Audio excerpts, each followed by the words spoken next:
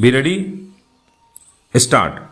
The appellant who lost the Lok Sabha election filed an election petition challenging the election of the respondent returned candidate primarily on the allegations that the respondent had made communal appeals to the electorate and prayed that the election of the respondent be declared as void under sections 101B and 101D of the Representation of the People Act 1951, and the petitioner be declared as elected in terms of section 101B of the Act. Stop.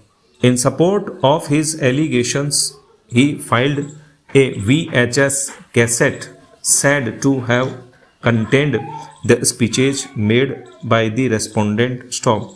The election tribunal dismissed the election petition, holding that the election petitioner had failed to prove the allegations as he did not produce any evidence to show that the VHS cassette filed by him was the true reproduction of the original speeches made by the respondent. Stop.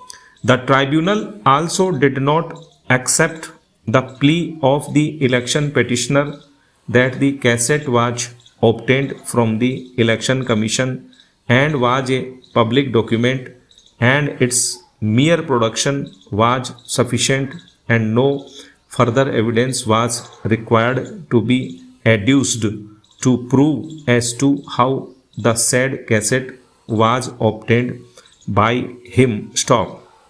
Aggrieved, the petitioner filed the appeal. Stop. The questions for consideration before the court were: first, whether the finding by the tribunal that in the absence of any evidence to show that the VHS cassette was obtained by the appellant from the Election Commission, the cassette placed on record by the appellant could not be treated as a public document, is perverse, and second, whether a mere production of an audio cassette, assuming that the same is a certified copy issued by the Election Commission, is per se conclusive of the fact that what is contained in the cassette is the true and correct recording of the speech allegedly delivered by the respondent or his agent. Stop.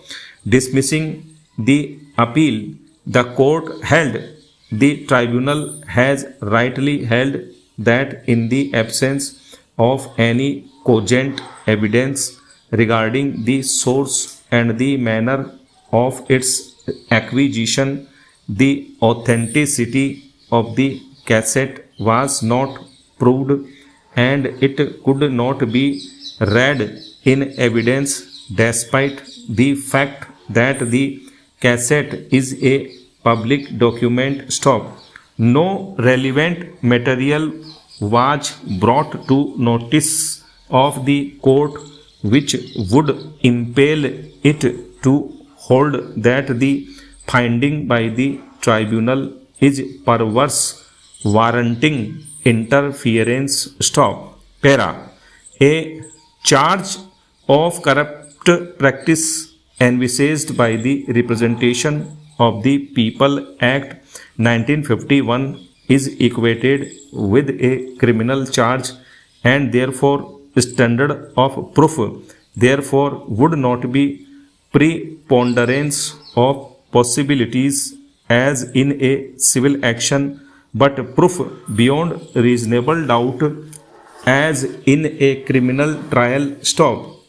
If a stringent test of proof is not applied, a serious prejudice is likely to be caused to the successful candidate, whose election would not only be set aside, but he may also incur disqualification to contest an election for a certain period, adversely affecting his political career. Stop. Thus, a heavy onus lies on the election petitioner to prove the charge of corrupt practice in the same way as a criminal charge is proved. Stop. Era. The learned counsel for the petitioner submits that there is no prohibition in law in entertaining the petition under Article 136 of the Constitution against the order of the family court, and in such an eventuality there was no occasion for the petitioner to approach the High Court, as the relief sought herein cannot be granted by any court other than this court. Stop.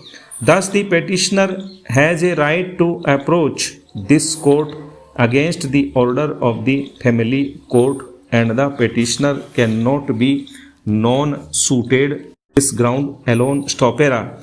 Article 136 of the Constitution enables this court in its discretion to grant special leave to appeal from any judgment, decree, determination, sentence, or order in any cause or matter passed or made by any court or tribunal in the territory of India. Stop.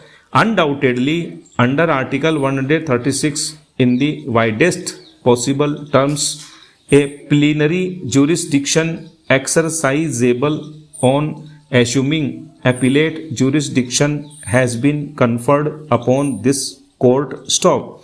However, it is an extraordinary jurisdiction vested by the Constitution in the court with implicit trust and faith, and thus extraordinary care and caution has to be observed while exercising this jurisdiction. Stop. There is no vested right of a party to approach this court for the exercise of such a vast discretion. However, such a course can be resorted to when this court feels that it is so warranted to eradicate injustice. Stop. Such a jurisdiction is to be exercised by the consideration of justice and call of duty. Stop. The power has to be exercised with great care and due consideration, otherwise such an order would create problems in future. Stop.